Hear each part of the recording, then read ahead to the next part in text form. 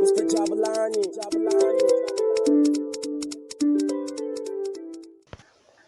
Da Allah aboki na karfe dawa yanzu. Yanzu muna karfe 6. Gidan nan ko? Kwari na ga wannan gidan. Karfe 9 aka fara shi.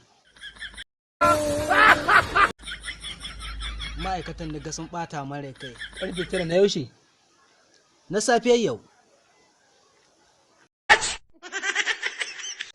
Sun bata mara. Sai sama baka isko ma'aikatan ba kaga har sun tashi kai. Aikin bai sauri. Shi adalin ya sace kawai su wace. Wato har sun aiki ma sun tashi kenan. Wanda aiki ai bai sauri ba.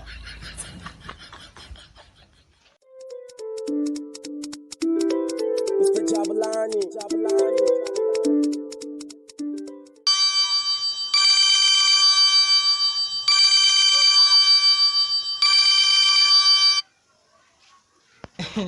Wa alaikum salam. Ya kwana da yawa. Kai. Wai kai a duk tare na da kai a ce wai to taron ba ta gaskiya ba ma ce kenan. Ɗauke ka, ashe kai ba haka ka ɗauke ni ba. Taron tamu ma a shiru ta ƙarya ce. Haka ake rayuwa. Ake yin tare. Taron ai ba ta kai cike ba. Haka ake yi. Ya ga halan. Dakata. Ai ba haka ake yi ba. Kai da Allah kyale ni kaji. Ka takura ni. Ban da shirme.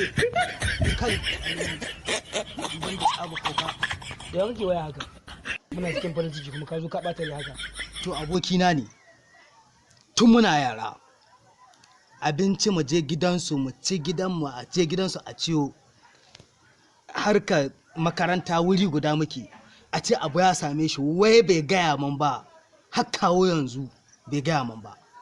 Wai a ce yau sati na 2 da mutuwa sai wai kira ni. Shinkace sati na 2 da mutuwa sai wai kira ni. Ya ku kira ka daidai kuwa.